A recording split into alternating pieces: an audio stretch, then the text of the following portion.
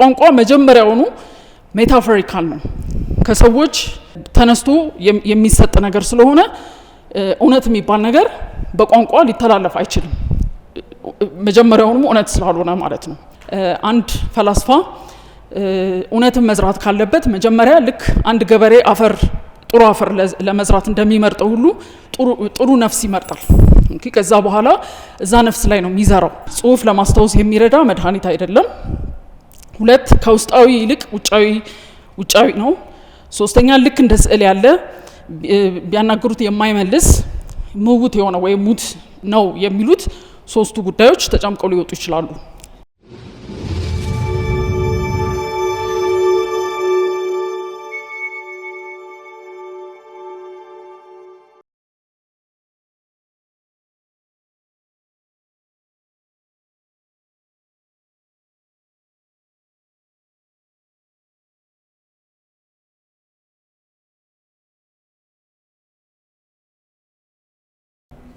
እንደምን አላችሁ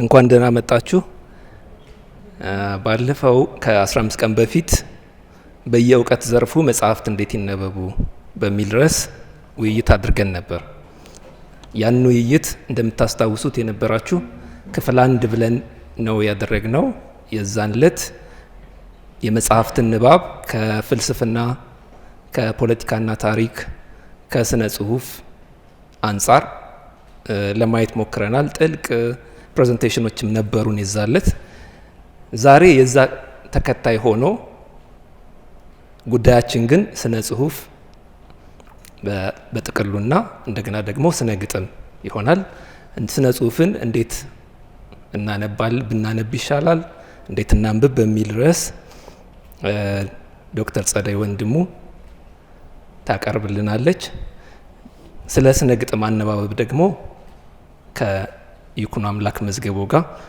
ቆይታ እናደርጋለን በመጀመሪያ አጠቃላይ የስነ ጽሁፍ ጉዳይ የስነ ጽሁፍን የንባብ ጉዳይ ዶክተር ጸደይ ወደዚህ መታ እንድታቀርብ ከመጋበዝ በፊት ስለሷ አንዳንድ ነገሮች ልንገራችሁ ዶክተር ጸደይ አሁን በረዳት ፕሮፌሰርነት አለ ስኩል ኦፍ ፋይን አርትስ ውስጥ ፋይን አርትስ ኤንድ ዲዛይን ውስጥ እያስተማረች ነው የምትገኘው በተለይ የፊልም ጥበብ ላይ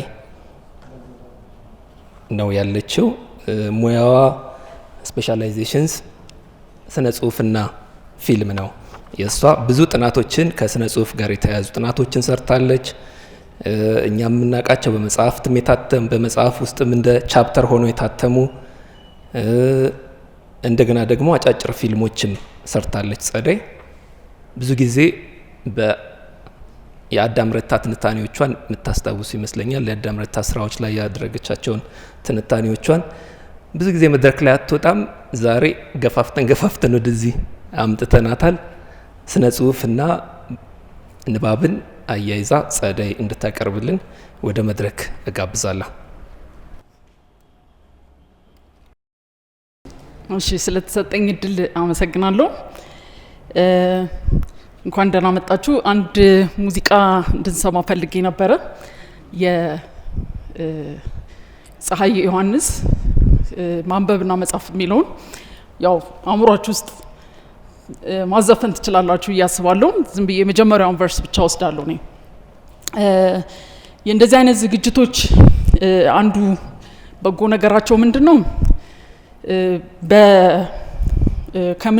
ከምንወያይበት ጉዳይ በዘለለ ማለት ነው በይደር ተቀምጦ የነበረ በሐሳብ ተይዞ የነበረ ማስታወሻ ተይዞ የነበረን ጉዳይ እንደገና ይቀሰቅሳሉ እና ምናልባት ከጥቂት አመታት በፊት ምናልባት 2-3 አመታት በፊት ይሄን ማንበብና መጻፍ የሚለውን ዘፈን ስሰማ ማንበብና መጻፍ ዋናው ቁም ነገር የሚለው የመጀመሪያው ስኒን ብቻ ለረጅም ሰዓት እንዳስብበትና የተወሰኑ ማስታወሻዎች እንዲይዝ አስገድዶ የነበረ በወቅቱ ያ እንዲሆን ያደረገው ምንድነው እነዚህ ማንበብ መጻፍ የሚሉት ድርጊቶች ወይም ነገሮች በሳይንስ በፍልስፍና በሳይንስም ጭምር ከጽሁፍ ጋር በተያያዘ በተለይ ግን በፍልስፍና በጣም ትልቅ ቦታ ተሰጥቷቸው ብዙ ትንታኔ ያላቸው ሆኖ ስለተገኙ በዛ ምክንያት ከብዙ ነገር ጋር ስለተያያዘብኝ ነበርና እውነትም ዋና ቁም ነገር ናቸው ብለን እንድናስብ የሚያደርግ ነገር ነበራቸውና ለምሳሌ ከዛ ሐሳብ ጋር ካያያዝኳቸው ካስተሳሰርኳቸው ነገሮች መካከል ለምሳሌ አንዱ የዛሬ 2400 እና 2300 ዓመታት ወደ ኋላ ብንሄድ በታሪክ የምናገኘው ሚት አለ። ይህ ሚት በፕሌቶ የተጻፈ ነው በ370 ዓመተ ዓለም። ነገር ግን አንዳንዶች እንደ ምልልስ በሶክራተስና በፊድረስ መካከል የተደረገው በ410 ዓመተ ዓለም አንዳንድ ሌሎች መጽሐፎች ላይ ደግሞ ከ411 እስከ 412 ዓመተ ዓለም በነበረው ዘመን ነው የሚሉ አሉ። ይሄ እዚህ ትረካ ላይ እዚህ ሚታዊ ትረካ ላይ ምንድነው የምናገኘው? ሶክራተስ ብዙ ጊዜ ይታወቅ የነበረው በዛ ዘመን የከተማ ሰው ነው፣ ወደ ገጠር አይወጣም። መልክዓ ምድርና ዛፎች ሀሳብ አይሰጡኝም ወይም ምንም የሚጠቅሙኝ ነገር የለም የሚል አቋም ነበረውና በዛ ወቅት ግን ፊድረስ ገፋፍቶት ወደ ገጠር አብረው ሄዳሉ። ከዛ ፊድረስ ሌላ ቦታ ቆይቶ ሲመለስ ያገኘውና የት ቆይተ መምጣት ነው ይለዋል። እና ሊሲያስ የሚባል ሶፊስት ነበረ በዛ ዘመን የሶፊዝም ፍልስፍናን ይከተል ነበረ። እና ሊሲያስ ጋር ቆይቼ መምጣቴ ነው ይለዋል። እና ሊሲያስ ጋር ያቆየ ነገር ምንድነው ሲለው ስለ ፍቅር የሆነ ስፒች ሰጥቶ ነበር፣ የሆነ ንግግር አድርጎ ነበርና ያንን ንግግር በጽሁፍ ፊድረስ ይዞት መጥቶ ነበረ። እና መጀመሪያ ንግግሩን ንገረኝ ሲለው በቃል ያላስታውሰው ምናምን ይለውና መጨረሻ ላይ ሶክራተስ አስገድዶት ያንን ጽሁፍ ያነብለታል። እና ጽሁፉን ካነበበለት በኋላ ራሱ ሶክራተስ ተመጣጣኝ ሆኑ ከዛ ንግግር ጋር ተመጣጣኝ ሆኑ ሌሎች ሁለት ንግግሮች እዛው ጽሁፍ ውስጥ ያደርጋሉ። እንትኑ ውይይቱ ራሱ የፕሌቶ ስብስብ መጽሐፍ ውስጥ ውይይቱ ራሱ ፊድረስ የሚለው ርዕሱ እና በዛው የተነሳ ሌላው ውይይት ውስጥ ይገቡና ፊድረስ ማነው ሶክራተስ የሆነ ትረካ ያመጣል። ይሄ አሁን ቅድም ያልኳችሁ ሚቶሎጂካል ሚታዊ የሆነውን ትረካ ያመጣል። ሚታዊ ትረካን ያመጣው ከምን ጋር ያይዞ ነው? ከጽሁፍ ጋር ያይዞ ነው። ጽሁፍ እንዴት መጣ ለሚለው መነሻ አድርጎ የጽሁፍን ባህሪ ለማሳየት ነው። እና ሶክራተስ ሰምቸው ነበረ ብሎ የሚተርከው ሚታዊ ትረካ ምንድነው? ከግብጽ አማልክት መካከል የነበረ አንዱ ቶት ይባላል። እና በሆነ ወቅት ላይ አዲስ ነገሮች ፈጠርኩ አገኘው ይልና እየሮጠ ወደ ቴመስ የሚባል በወቅቱ የግብጽ ንጉስ የነበረው ጋር ሄዳል። በሌላ ስሙ አሞን ነው የዚህም ንጉስ ስም ወይም ፈርዖን። እና ቶት የፈጠረው ምንድነው? ቁጥሮች ፈጥሯል፣ ጂኦሜትሪ ፈጥሯል፣ አስትሮኖሚ ጥበብን ፈጥሯል፣ ጌሞች ፈጥሯል፣ ለምሳሌ ዳይስ የሰንጠረዥ ጨዋታ የመሳሰሉትን። እና እነዚህን ያሳየውና መጨረሻ ላይ ሌላው ከሁሉም በላይ ያስደሰተኝ ጽሁፍን መፍጠሬ ነው ብሎ ጽሁፍን ያሳየዋል። እና ጽሁፉን ሲያሳየው ምን ይለዋል? እኔ ያገኘሁት ብዙ የትርጉም ስራዎች አሉት የፕሌቶ እና እኔ ያገኘሁት ላይ ምንድነው የሚለው? ቶት ምን ይለዋል? ኦ ኪንግ here is something that once learned will make the Egyptians wiser and will improve their memory ይለዋል። I have discovered a potion for memory for wisdom ይላል። for memory and wisdom ይላል። አሁን እዚህ ጋር ፖሽን የሚለው ቃል በኋላ ላይ ሌላ ትርጉም ይሰጣል። በአማርኛ ይሄንን መለስ ብናደርገው ንጉስ ሆይ እንዴት አንዴ ከተማሩት በኋላ ግብፃውያንም ብልህ የሚያደርግ የማስታወስ ችሎታቸውንም የሚጨምር ጥበብ በዚህ አለ። ለማስታወስና ብልህ ለመሆን መድኃኒቱን አግኝቼዋለሁ ይላል። መድኃኒት የሚለው ቅድም ፖሽን ያለውን የሚተረጉምልን ነው። ሌሎቹን ፈጠራዎች በሙሉ አሞን ይቀበለውና ጽሁፍ ላይ ሲደርስ ግን አሞን አይስማማም። እና ምን ይለዋል ቶት? ኦ ሞስት ኤክስፐርት ቴዎት one man can give birth to elements of an art but only another can judge how they can benefit or harm those who will use them ይለዋል።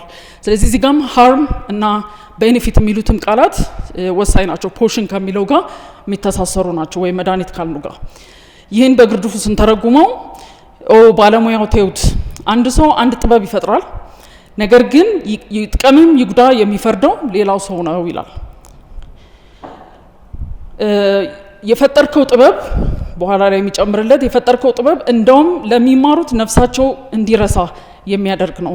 ጽሁፍን አምነው የማስታወስ ችሎታቸውን እንዳይጠቀሙ የሚያደርግ ነው። በራሳቸው ከውስጣቸው ለማስታወስ እንዳይሞክሩ የሚያደርግና በራሳቸው እንዲተማመኑ ከማድረግ ይልቅ ከነሱ ውጪ የሆነንና የሌሎች የሆኑ ምልክቶችን ወይም ሳይንስ ላይ እንዲደገፉ የሚያደርግ ነው ይለዋል። You have not discovered a potion for remembering but for reminding ይለዋል። ስለዚህ ለማስታወስ የሚሆን ሳይሆን እንደ ማስታወሻ የሚያዝ ትውስታን ከውስጥ የሚያመጣ ሳይሆን ከውጭ ሆኖ ለማስታወስ የሚያግዝ አይነት ነገር ብቻ ነው የሚል ትርጉም ነው የሰጠው እሱ። ብዙ ነገሮች እንዲሰሙ ያደርጋቸዋል ሰዎችን፣ ነገር ግን የእውነት እንዳይረዱም ያደርጋል የሚል ይጨምርበታል አሞን።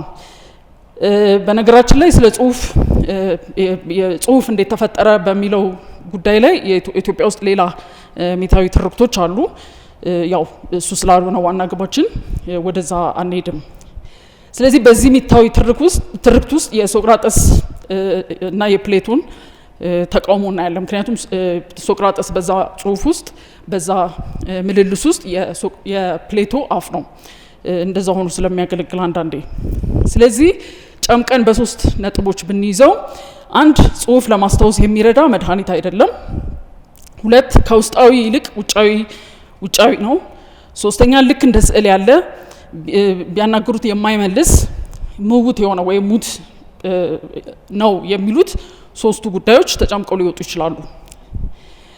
እንደ ሶቅራጠስ ከሆነ እውነታ በንግግር የሚገለጥ እንጂ በጽሁፍ የሚከተብ አይደለም።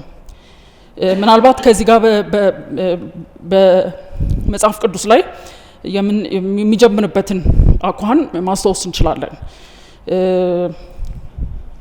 በመጀመሪያ እግዚአብሔር ሰማይና ምድርን ፈጠረ። ምድርም ባዶ ነበረች፣ ጨለማም በጥልቅ ውስጥ ነበረ። የእግዚአብሔርም መንፈስ በውሃ ላይ ሰፎ ነበረ። እግዚአብሔርም ብርሃን ይሁን አለ፣ ብርሃንም ሆነ። ስለዚህ ቃሉ የሚናገረው ቃል ኢሚዲየትሊ ወደሆነ ቁሳዊ ነገር ይቀየራል።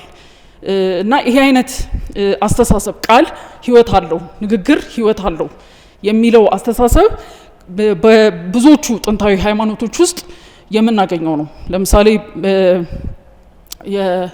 የእኛንም ሀገር ብንመለከት ለምሳሌ መዝሙረ ዳዊት በቃል ነው መጀመሪያ የሚያዘው። ሙሉ ለሙሉ መጽሐፉ 150ውንም ምዕራፎች በቃል እንዲያዙ ይደረጋል። ከዛ በኋላ ነው አንድምታና ሌሎች የሚጨመሩት። ቁርአንም ሲቀራ እንደዛው ብዙ ጊዜ በቃል ነው የሚያዘው። በሂንዱይዝም ብንሄድ፣ በቡዲዝም ብንሄድ፣ ዳኦይዝም፣ ዜን ሁሉንም ብንመለከታቸው ጥንታዊ የተባሉትን በሙሉ ተመሳሳይ ነገር እናገኛለን።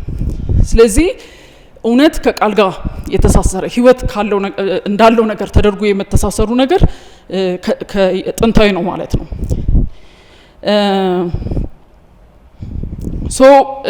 እንደ ፕሌቶ እና እንደ ሶቅራጠስ አስተሳሰብ አንድ ፈላስፋ እውነትን መዝራት ካለበት መጀመሪያ ልክ አንድ ገበሬ ጥሩ አፈር ለመዝራት እንደሚመርጠው ሁሉ ጥሩ ነፍስ ይመርጣል። ከዛ በኋላ እዛ ነፍስ ላይ ነው የሚዘራው። መዝራቱ የሚከናወነው እንዴት ነው? በየጊዜው እየታደሰ በየጊዜው ንግግር ይኖራል፣ ምልልስ ይኖራል። በዛ ውስጥ እውነትን እየፈተሹ የመሄድ ጉዳይ ነው ማለት ነው። ስለዚህ ንግግር እንደ እውነት መዝሪያ መንገድ ተደርጎ ይያዝ ነበረ። ጽሁፍ ላይ ሲሆን ግን ምን ይሆናል? አንደኛው ፊክስድ ነው። የሆነ ቦታ ላይ አንዴ ከተጻፈ በኋላ ይሞታል፣ የሚያድሰው የለም። ሁለተኛ ነገር አንዴ ከተጻፈ በኋላ ይበተናል እና በየተበተነበት ቦታ እየተሄደ ለማስተካከል መሞከር አይቻልም። አንዱ ችግሩ እሱ ነው እና ይሄ አለመታደሱ አንድ ነገር ሆኖ እያለ፣ ሁለተኛው ሰዎች የሚያነቡት ሰዎች ምንድነው ጸሐፊው ሊል በፈለገው መንገድ ላይረዱት ይችላሉ። ማስተካከል አይቻልም። ስለዚህ ማረቅ አይቻልም። ስለዚህ ይሄም እንደ አንድ ትልቅ ችግር ነው የወሰደው። ኦልራይት ሌላው ደግሞ ምንድነው ስናስታውስ ከውስጥ የሚወጣ አይደለም ከነፍስ አይደለም የምናስታውሰው መጀመሪያውኑ ወጥቶ ተጽፏል ሌላ አካል ላይ ሌላ ቁስ ላይ የሰፈረ ነገር ነው። ስለዚህ ሁሉ ጊዜ ለማስታወስ ያን ነገር ማገላበጥ ይጠይቃል ማለት ነው። ለዛም ነው አንዱ ህይወት የሌለው ነው የሚያስብለው ነገር።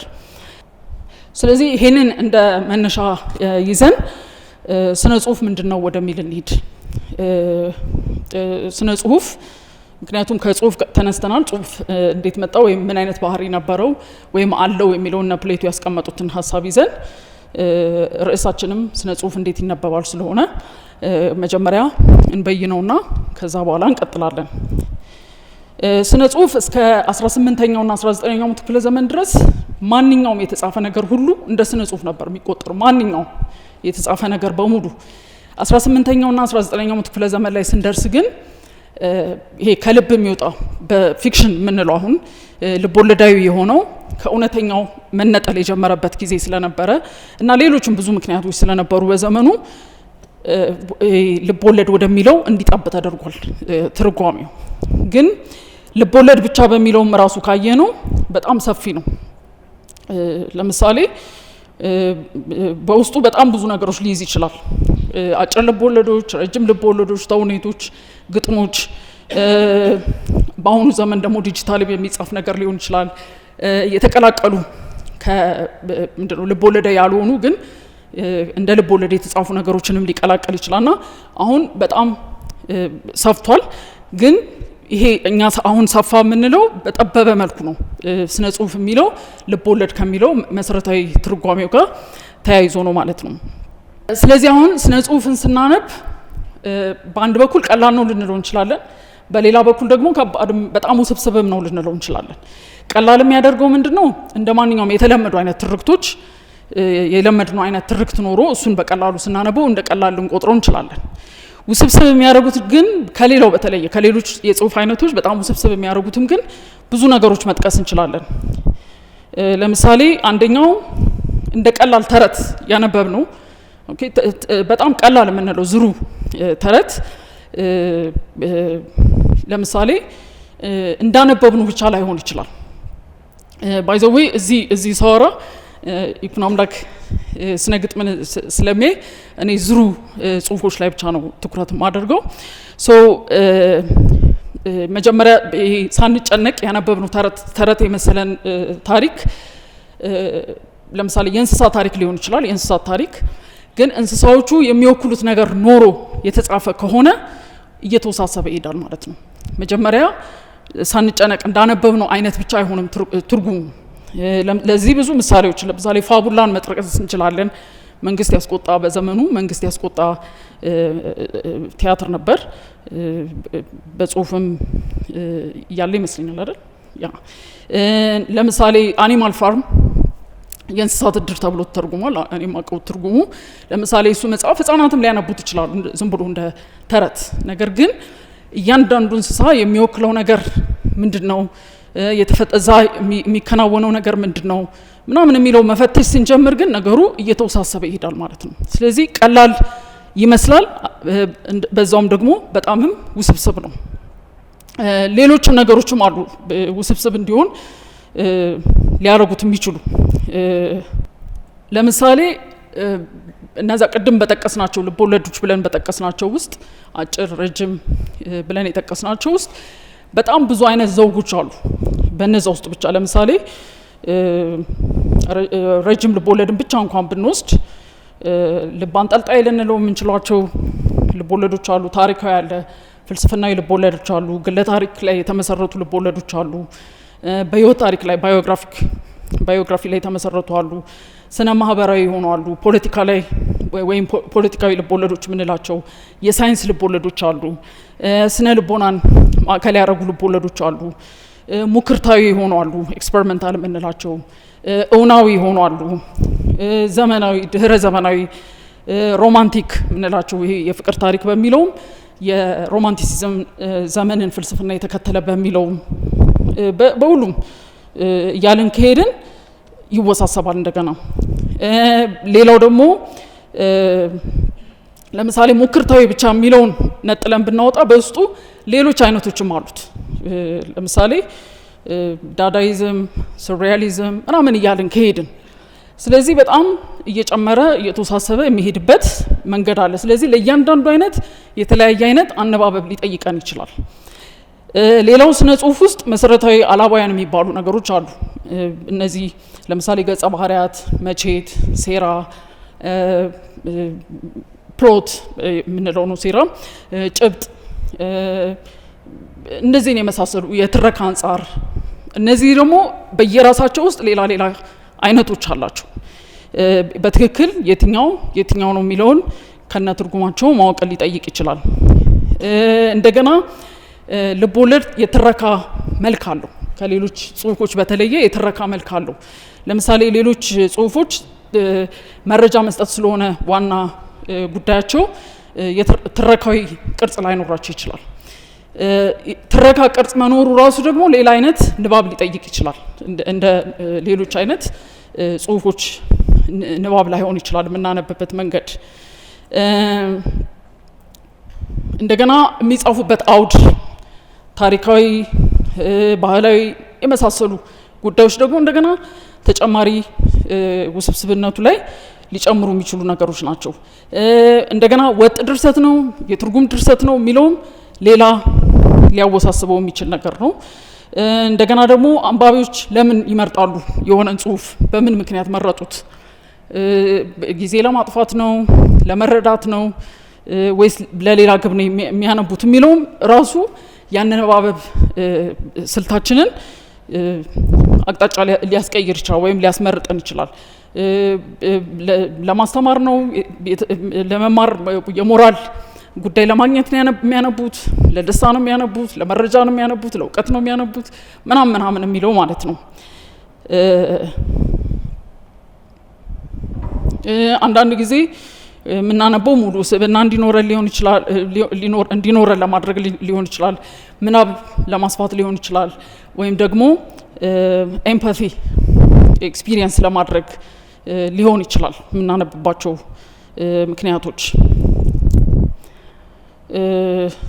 ስለዚህ እነዚህን ይዘን እንደገና ደግሞ እርስ በርስም ስለሚተሳሰሩም እሱም ሌላ ማወሳሰቢያ ሊሆን ይችላል።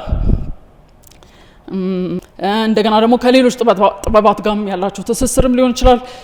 ብዙ ምክንያቶች አሉ። ብቻ ሁሉንም መጥቀስ ላንችል እንችላለን። ነገር ግን ምን ማድረግ እንችላለን? ልቦለዳዊ የሆኑ ድርሰቶችን በሙሉ ምን ሊያገናኛቸው ይችላሉ የሚል ጥያቄ ጠይቀን መነሳት እንችላለን። እና እኔ በሶስት ነገሮች ላይ ትኩረት ለማድረግ ነው የሞከርኩት። አንዱ ነገረ ቋንቋ ነው። ሁለተኛው ነገረ ራሱ ደራሲ ነው። ሶስተኛው ነገረ ተደራሲ ብለን ልንይዛቸው እንችላለን። እነዚህ ሶስቱም ላይ ተመሳሳይ ናቸው። ነገር ግን ይሄኛውም የሚወሳሰብበት ምክንያት አለ።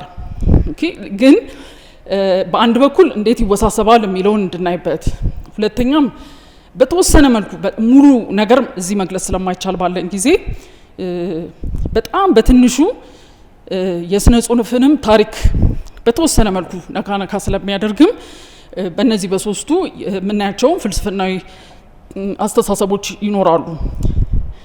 ስለዚህ ወደ መጀመሪያው ስንመለስ ነገረ ቋንቋ ላይ እንደገና ተመልሰን ወደ እነ ሶቅራጥስ ዘመን እንሂድ።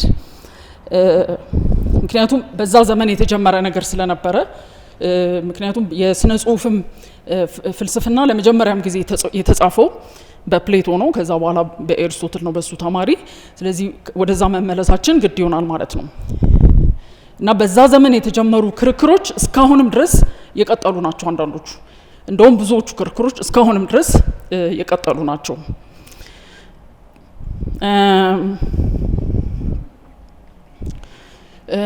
ክርክሮቹ መቀጠላቸው ብቻ ሳይሆን አቅጣጫ አስቀይረዋል።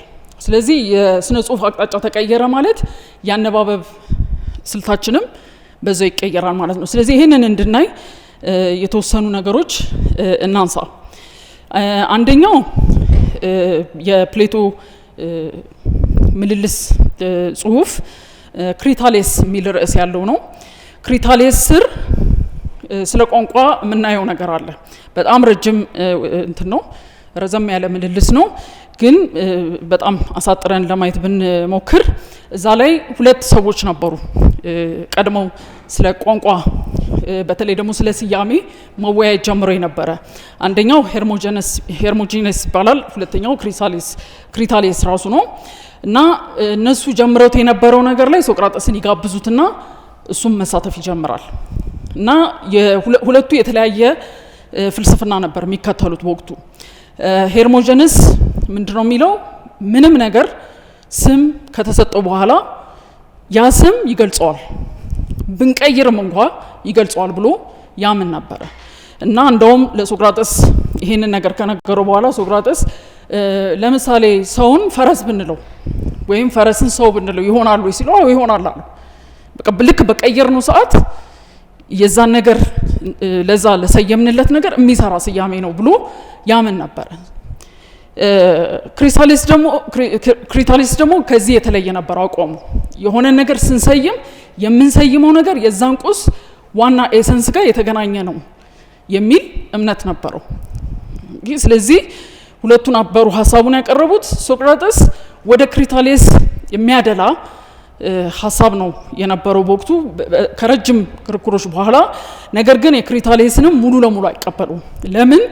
ለሶቅራጠስ ቋንቋ እውነትን ሙሉ ለሙሉ አያንጸባርቅም።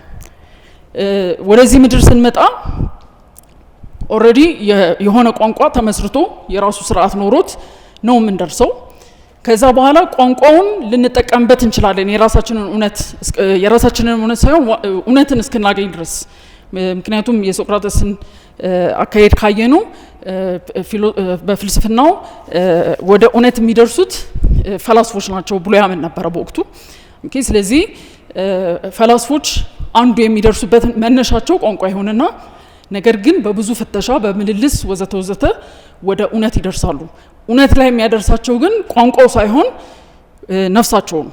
ነፍሳቸው የሆነች እውነትን ለማየት ብቃት አላት፣ አቅም አላት የሚል ፍልስፍና ነበረው። ያ እውነት ደግሞ ያለው እዚህ ምድር ላይ ሳይሆን ይሄ የዛ ጥላ ነው። እዚህ ምድር ላይ ሳይሆን እሱ ወርልድ ኦፍ ፎርምስ የሚለው ወይም ወርልድ ኦፍ አይዲያስ የሚለው ሌላ ዓለም አለ። ከዛ ዓለም ጋር ነው የሚገናኙት በነፍሳቸው። ስለዚህ ለሶቅራጠስ ይሄ ምንድነው ቋንቋ እውነት ላይ አያደርሰን፣ እውነት ላይ የሚያደርስ አይደለም፣ ግን ሊያቀርብ ይችላል የሚል ነገር ነበረው። ለዛም ነው በምልልስ ዋና ጉዳይ የሚሆነው ማደስ ስላለበት። አንዴ በተነገረ ነገር እውነት ላይ መድረስ ስለማይቻል መታረቅ አለበት፣ በየጊዜው መታደስ አለበት። በውይይት ምንድነው ትክክል ያልሆኑ ነገሮች መታረም አለባቸው። ለዛ ነው ህይወት ያለው ውይይት መኖር አለበት እውነት ላይ ለመድረስ የሚል አቋም ነበረው። ወደ ፊድረስ እና ደ ሪፐብሊክ የሚለው ላይ ስንሄድ እንደዚሁ ተመሳሳይ ነገሮች ልናገኝ እንችላለን። አሁን ያነሳናቸውን አይነት ሀሳቦች ቅድም ክሪታሌስ ላይ እንዳነሳቸው አይነት ሀሳቦች እነዚህም ሁለቱ ምንድነው ምልልሶች ላይ ያንጸባርቃቸዋል። ከዛ በኋላ ይሄንን ይዘን ወደ ኒቼ እንሂድ። ኒቼ ኦን ትሩዝ ኤንድ ፎልሲቲ አልትራ ሞራል ሴንስ የሚል አንድ ኤሴ አለው። አርቲክል ሳይሆን ኤሴ አለው። ይሄ አንዳንድ ጊዜ አልትራ ሞራል እኔ ያገኘሁት የትርጉም ስራ ላይ ነው። ኤክስትራ ሞራል ብለው የተረጎሙት አሉ። የተለያየ የትርጉም እንትን ልታገኙ ትችላላችሁ። መጽሐፍ ግን ሀሳቡ ተመሳሳይ ነው። ስለዚህ ኒቼ ደግሞ ይሄንን ወደ ጽንፍ ነው የሚወስደው። ቋንቋ ወደ እውነት አያደርሰንም የሚለውን ሀሳብ ወደ ጽንፍ ይወስደውና ጭራሽ ቋንቋ እውነት የሚባል ነገር የለም ነው እንደውም እሱ የሚለው። ወደ እውነት ያደርሰናል ብቻ አያደርሰንም ብቻ ሳይሆን እውነት የሚባል ነገር ሲጀመር የለም የሚል አቋም ነው ያለው። ለዚህ ምክንያቱ ምንድነው? ቋንቋ የሞተ ሜታፈር ነው። ወይም ሜታፈር ማለት ለዋጭ ዘይቤ የምንለው የሞተ ሜታፈር ነው። ለዚህም አንዱ ማሳያው ምንድነው? ለምሳሌ ይሄንን ጠረጴዛ ለምሳሌ ዳስሼ ይሄንን አትሮኖስ ዳስሼው ለምሳሌ ለስላሳ ሆኖ ተሰምቶኛል። ኦኬ ለስላሳ ነው ላሉ ለስላሴው የዚህ ቁስ ነው ወይስ እኔ የተሰማኝ ነው? ኦኬ የሆነ ነገር ዳስሼ ሸካራ ነው ካልኩኝ ሸካራነቱ የዛ ቁስ ትክክለኛ መገለጫ ነው ወይስ የኔ የጣቶች የመንካት ስሜት ውጤት ነው? ለሱ እንደዛ ነው። ሰዎች በራሳችን ነው ነገሮችን ስያሜ የምንሰጠው ወይም ስሜቶችን የምናንጸባርቀው። ለምሳሌ ለቁሶች ጾታ እንሰጣለን። ያቺ ነገር ይሄ ጠረጴዛ ያ ምናምን ስንል ያቺ ይሄ ጾታ እንሰጣቸዋለን። ኤኒዌይ ጾታ የምንሰጠው ከሰው ተፈጥሮ ተነስተን ነው። ስለዚህ ቋንቋ መጀመሪያውኑ ሜታፎሪካል ነው። ከሰዎች ተነስቶ የሚሰጥ ነገር ስለሆነ እውነት የሚባል ነገር በቋንቋ ሊተላለፍ አይችልም። መጀመሪያውኑ እውነት ስላልሆነ ማለት ነው። ነገር ግን ሰዎች ማታለልን ስለጀመሩ ይሄን ኦልሬዲ ስላወቁ ምንድነው የሚያደርጉት? ልክ የሰርቫይቫል ጉዳይ ስለሚሆን ምንድነው እሱ የሚለው እውነት መናገርን የሞራል ስታንዳርድ ያደርጉታል። ኦኬ ስለዚህ ለኛ ምን ይመስለናል? ቋንቋ እውነት የሚናገር እንዲመስለን ያደርጋል የሚል አስተሳሰብ ነበረው። ስለዚህ ጨርሶ እንትን ጽንፋዊ ነው፣ ወደ ጽንፍ ነው የሚወስደው። ስለዚህ እዛ ጽሁፍ ውስጥ ምን የሚል ሀሳብ ያስተላልፋል? ቋንቋ የሜታፎሮች ሜታኖሚ እና የአንትሮፖሞርፊዝም ምንድነው ሰልፍ ነው ይለዋል። ማርች ኦፍ ሜታኖሚ ሜታፎሪክ ኤንድ አንትሮፖሴንትሪክ የሆነ ሰልፍ ነው ይለዋል። ይሄንን የሚለው ሜቶኖሚ ማለት ለምሳሌ የሆነን ስም ሀዳሪ የምንለው ነው። በአማርኛ ስም ሀዳሪ ተብሎ ተተርጉሟል። ስም ሀዳሪ የምንለው ምንድነው? የሆነ ሙሉን ነገር በሆነች ነገር ብቻ ስንወክል፣ ለምሳሌ የሆነ መንግስትን ለምሳሌ በጥንታዊ እንትን ዘውዱ እንደዚህ ወሰነ ወይም ደግሞ አልጋው እንደዚህ ወሰነ ስንል ያ የሆነ አንድ ነገር ብቻ ነው፣ ግን ለሙሉ ውክልና ይቆማል፣ ለሙሉ መንግስት ውክልና ይቆማል። እንደዚህ እና ስለዚህ ቋንቋ የነዚህ ሁሉ ስብስብ ነው እንጂ እውነትን የሚገልጽ ከእውነት ጋር የተገናኘ ነገር አይደለም የሚል ነበር ሀሳቡ። ለዋጭ ዘይቤም እንደዛው ለምሳሌ የሆነን ሰው ከሊት አንበሳ ነች ካልን የአንበሳ ባህሪንና ያችን ሰው ተለዋዋጭ አድርገናቸዋል ማለት ነው። እንደ ሳይሆን የምንለው እኩል እንደሆኑ አይነት አንትሮፖሞርፊክ ያልነውም ሰዋዊ ባህሪ ለቁሶች ስንሰጥ፣ ለምሳሌ ጾታ ስንሰጥ ለስላሳ ነው ሻካራ ነው ያላቸው አይነት ነገሮች ማለት ነው። ሁለተኛ ከዚሁ ጋር እያይዞ ምንድነው የሚለው ጽንሰ ሀሳብ እንደገና የሞተ ጉዳይ ነው ለኒቼ ወይም የደረቀ ነገር ነው። ለምን? አንደኛ ኢሉዥን ነው። ሁለተኛ ያ ኢሉዥን የተፈጠረው በምንድነው? ሌሎች ነገሮችን ያላቸውን ልዩ ባህሪ ደፍጥጠን ሁሉንም ጨምቀን አብስትራክት እናረቃቸዋለን። ለምሳሌ እዛ ላይ የሚያነሳው አንዱ ምሳሌ ምንድነው? ቅጠል እንላለን። ቅጠል እንደዚህ ነው ሚል ትርጓሜ እንሰጣለን፣ ወይም የቅጠል ኮንሰፕት ይኖረናል፣ ጽንሰ ሀሳብ ይኖረናል። ነገር ግን ምንድነው የምናደርገው? የተለያዩ ቅጠሎች የሚኖራቸውን የየራሳቸውን ባህሪ በሙሉ ደፍጥጠን አብስትራክት አድርገን ነው ቅጠል የሚል ጽንሰ ሀሳብ የምናወጣው።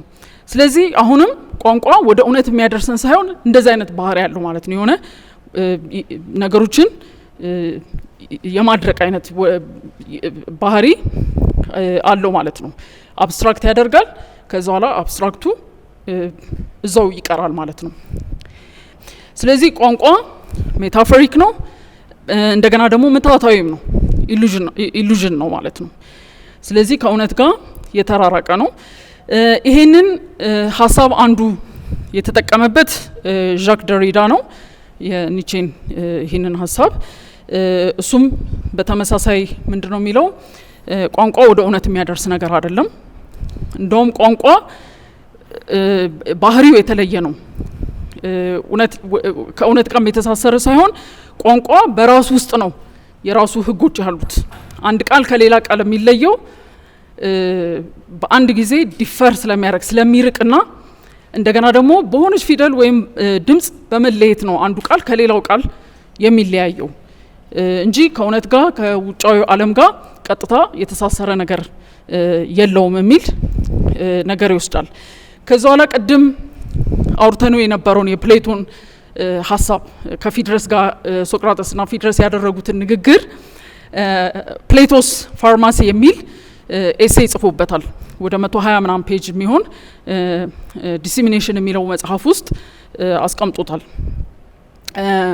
እና እዛ ጽሁፍ ውስጥ አንዱ ተመልሶ የሚያየው ነገር ምንድነው? ለምሳሌ የአንድ ቃልን ምንድነው ተለዋዋጭ ባህሪ አንዱ ማሳያ ለምሳሌ ቅድም አስታውሱት ብያቸው የነበረው ፖሽን የሚለው ቃል መድኃኒት የሚለው ቃል በግሪኩ ፋርማኮን ነው የሚለው። ተርጓሚዎቹ አንዳንድ ጊዜ እንደ መድኃኒት አንዳንድ ጊዜ እንደ አጥፊ ነገር አድርገው ተርጉመውታል። እና ቃሉ ግን ፋርማኮን መድኃኒት የሚለው የሚያድነው ነገር ነው፣ በተመሳሳይ የሚያጠፋም ነገር ነው፣ ሊገል የሚችልም ነገር ነው። ሌሎችም ባህሪዎች አሉት። ለምሳሌ እንደ ስፔል ሁሉ ሊወሰድ ይችላል፣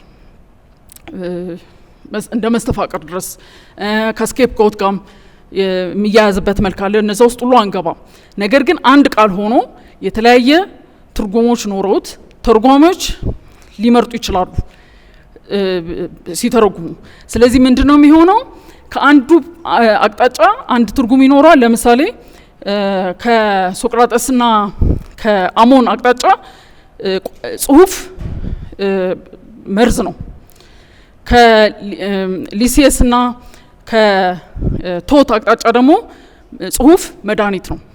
ስለዚህ ይሄንን ባህሪ በጣም በዝርዝር ያንን የፊድረስን ምልልስ በጣም በዝርዝር ነው እሱ የሚተነትነው። ያንን አናደርግም፣ ግን ይሄንን ባህሪ የቋንቋን ይሄንን ባህሪ ዲኮንስትራክት አድርጎ ያንን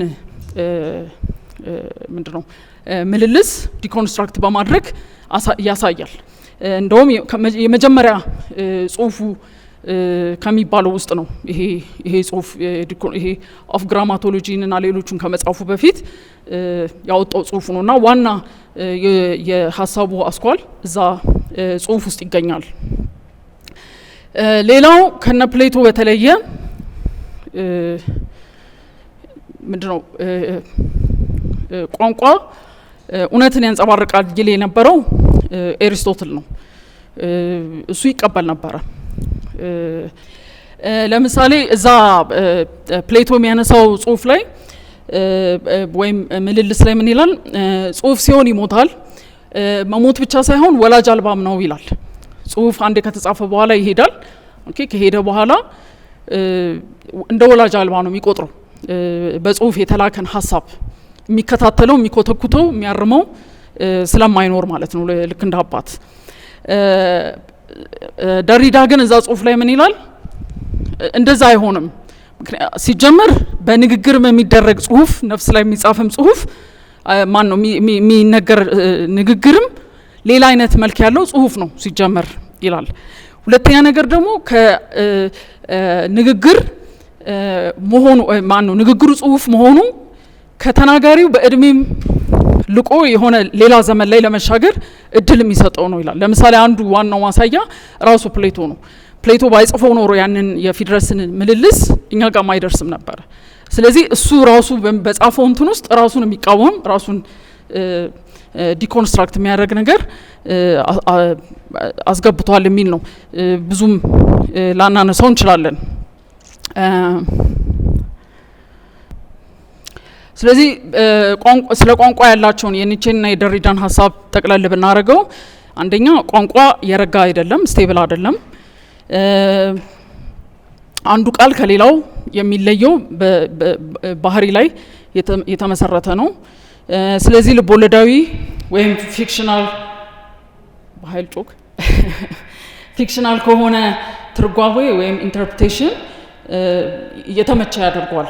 ለፊክሽናል ኢንተርፕሬቴሽን የተመቸ ያደርገዋል። ከዛ ወደ ፎርማሊስቶች እንሂድ። ከደሪዳ ወደ ፎርማሊስቶች እንሂድ። ደሪዳ በተወሰነ መልኩ ፎርማሊስቶችን ይተቻቸዋል። ከቋንቋ ጋር በተያያዘ ፎርማሊስቶች ወይም ቅርጻውያን ልንላቸው እንችላለን። ለምሳሌ እነሱ የሚያነሱት ዋና ቁም ነገራቸው ምንድነው? ፎርማሊስቶች አንድን ድርሰት ስናነብ ማንበብ ያለብን ድርሰቱንና ድርሰቱን ብቻ ነው። ከድርሰቱ ዓለም ውጪ ያለን ነገር በሙሉ አንመለከትም። ስለዚህ ቋንቋ ውስጥ ብቻ ነው የድርሰቱን ትርጉም ወይም ፍቺ የምንፈልገው። ይሄ የፎርማሊስቶች ሀሳብ ለምሳሌ በዛ ዘመን የነበረ ከፎርማሊስቶች መካከል አንዱ የነበረ ለምሳሌ ሽክሎቭስኪን ብንወስድ ሽክሎቭስኪ ምንድነው የሚለው አንዱ የሚጠይቀው ጥያቄ ምንድነው የድርሰት ቋንቋ ወይም ሊትራሪ ላንጉዌጅ ከእለት በእለት ከምንጠቀምበት ቋንቋ የሚለየው ነገር አለ ወይ የሚል ነገር ያነሳል። ስለዚህ ሽክሎቭስኪ ምንድነው የሚለው የስነ ጽሁፍ ቋንቋ አንዱ በብዙ ፊገርስ ኦፍ ስፒችስ የተሞላ ነው፣ ዘይቤያዊ ቋንቋ ነው። በዘይቤያዊ ቋንቋነቱ የለመድነው ነገር እንግዳ እንዲሆንብን ያደርጋል፣ ኤስትራንጅ ያደርገዋል ወይም ደግሞ ዲፋሚላራይዝ ያደርገዋል የሚል ሀሳብ አለው። ስለዚህ ኤስትራንጅመንት እና ዲፋሚላራይዜሽን የሚሉ ቃላቶችን አስተዋውቋል። ለዚህ ማሳያ ለምሳሌ ከአዳም ረታ እቴሜቴ ሎሚ ሽታ ላይ አንዲት ፓራግራፍ ላንብብላችሁ። የለመድነውን ነገር እንዴት ኤስትራንጅ ሊያደርግ እንደሚችል ቋንቋ ቀለም ቢኖራቸው ፉጨቶቼ አንዱ ከአንዱ የማይለይ ሐምራዊ ናቸው። ፋሲካም ስለሆነ ቅርጻቸው የቅልጥም ወይም የስለታም ቢላ በስለታም ቢላ ተስተካክለው እንደተቆረጡ የድፎ ዳቦ ቁራሾች ወይ እንደ ጠላ መስሪያ ጌሾ ይሆናል። እንደ አረቄ መጠጫ መለኪያ መስታወትም ለስላሳ ናቸው፣ ግን ለጆሮ አይከብዱም እና ከአፌ ሲወጡ ኋላና ፊት ሆነው ነው ተከታትለው ወደ ትምህርት ቤት እንደሚሰደዱ ህፃናት ወይ ለሱቅ አገልግሎት ቀበሌ እንደተሰለፉ የከተማ በላተኞች ወይም ከኦክስፋም ስንዴ ለመሰብሰብ እንደቆመ ተጎጂ በአጥሩ ላይም ይመስለኛል እንደ ሳሙና አረፋ እየተንሳፈፉ ሄደው የቤቱ ግድግዳ ላይ ሲለጠፉ ወይም በሯን ወይም መስኮቷን እየኮረኮሙ ሲወድቁ ይታወቀኛል። በሯን የሚለው የኮረሪማን ነው ዛጋ ኤፍሬም። ስለዚህ አሁን ፉጨት የሚለውን ነገር ነው በእንደዚህ ሁሉ የገለጸው ከድፎ ዳቦ ጋር ከቅልጥም ጋር ከቀለም ጋር ወዘተ ወዘተ ያያይዘው። ፉጨትን ሁላችንም የምናውቀው ነገር ነው፣ ግን በዚህ አይነት መልኩ ሲገለጥ ኤስትራንጅድ ይሆናል፣ ዲፋሚላራይዝድ ይሆናል፣ እንደማናውቀው አይነት ነገር ይሆናል። በዚህ ምክንያት አንዱ በጣም እንድናስተውለው እንድናስታውሰው የሚያደርግ አገላለጽ ሊሆን ይችላል። ከዛ በኋላ በ19ኛው ክፍለ ዘመን ማብቂያና 20ኛው ክፍለ ዘመን መጀመሪያ አካባቢ ደግሞ ሌላ አይነት የአጻጻፍ ስልቶች መጥተዋል። እነዚህ ደግሞ የራሳቸው የኢኮኖሚ፣ የፖለቲካ፣ የማህበራዊ ህይወት ምናምን ለውጦችን ተከትለው የመጡ የአጻጻፍ ስልቶች ናቸው። እነዚህን ማነሳው ለምንድን ነው? እያንዳንዱ የራሱን አነባበብ ስለሚጠይቅ ነው። የሚገናኝበት ባህል፣ አስተሳሰብ፣ ፍልስፍና ወዘተ ስለሚለያይ ነው። ለምሳሌ ሱሪያሊስቶች አሉ፣ ህልም አለማውያን ልንላቸው እንችላለን። ዳዳይስቶች አሉ። እነዚህ አይነት ጽሁፎች አንዱ የመጡበት ምክንያት አንድ 19ኛው ክፍለ ዘመን መጨረሻ እና 20ኛው ክፍለ ዘመን መባቻ ላይ ኢንዱስትሪያላይዜሽን የተስፋፋበት ዘመን ነው። ኡርባናይዜሽን የከተማ ኑሮ የመጣበት ዘመን ነው። እንደገና እነ ማርክስ መጥተዋል። 1917 ላይ በፈረንጆቹ የቦልሸቪክ ሪቮሉሽን ተከናውኗል። ስለዚህ ብዙ ነገሮች ሆኗል በሁነት ደረጃ። ስለዚህ ያንን እውነት በተለመደው አይነት ቋንቋ መያዝ አይቻልም፣ ያንን መጨበጥ አይቻልም። ስለዚህ ቋንቋ ላይ ኤክስፐሪመንት መስራት አስፈላጊ ሆኖ ተገኝቷል። ለምሳሌ አረፍተ ነገር አገባቦች ወይም ሲንታክስ የምንለው ፍራግመንትድ የሆነ የተቆራረጠ አይነት በማድረግ ሊሆን ይችላል። ወይም ደግሞ ኢንተርናል ሞኖሎግ የምንለው ውስጣዊ መነባነቦች በማስገባት ሊሆን ይችላል። ወይም የጊዜ ትረካን ቅደም ተከተሉን ያልተከተለ ነን ሊኒየር የምንለው አይነት ሊሆን ይችላል። እነዚህ ሁሉ ኤክስፐሪመንቶች በወቅቱ በነበረው ብዙ ለውጦች ምክንያት የሆነ ነው። ለምሳሌ ከማርክስ በተጨማሪ እና ፍሮይድ ሁሉ መጥተዋል። ፍሮይድ ደግሞ ይሄ አንኮንሽስ የምንለውን እንደ አዲስ ዲስከቨር ያደረገበት ጊዜ ነው። ስለዚህ እነዚህ ሁሉ አዲስ ምንድነው አዲስ የአጻጻፍ ስልት ቋንቋ ላይ ኤክስፐሪመንት የመስራት ነገሮች እንዲመጡ ግፊት አድርገዋል ማለት ነው። እንደገና እነዚህ የኢንዱስትሪያላይዜሽን ያልነው የኢንዱስትሪ መምጣት፣ የከተማ ኑሮ መስፋፋት፣ ካፒታሊዝም መምጣት ወዘተ ደግሞ ምን አድርጓል? ሰዎችን ከራሳቸው ሌበር እንዲነጠሉ ምንድነው ባይተዋር እንዲሆኑ ኤሊኔትድ እንዲሆኑ አድርጓቸዋል። ስለዚህ እነዚህ ሁሉ በዛ ዘመን ምንድነው ምክንያት ሆነዋል ማለት ነው የአጻጻፍ ስልት እንዲቀየር፣ ቋንቋ እንዲቀየር። ስለዚህ ቋንቋው ሲቀየር፣ የአጻጻፍ ስልቱ ሲቀየር የንባብ ስልታችንም ይቀየራል ማለት ነው። እንደለመድነው አይነት የሚፈስ በጊዜ ሂደት ውስጥ የሚፈስ ከመጀመሪያ ወደ መጨረሻ መሄድ ምናምን አይነት ንባብ አንጠብቅም ማለት ነው። ወይም ደግሞ ከዚህ ዘመን ትንሽ ቀደም ብሎ እንደነበረው እውናዊ ድርሰቶች ትርጉም አይሰጡም ማለት ነው። ኦልራይት ስለዚህ ምንድነው ቋንቋ ስቴብል አይደለም እንደተባባል ነው። ሲንታክስም ወይም አገባብ የቋንቋ አገባብም ሌላ መልክ ኖሮታል። ነገሮች በትዕምርቶች ወይም በሲምበልስ እንዲቋጠሩ አድርጓል።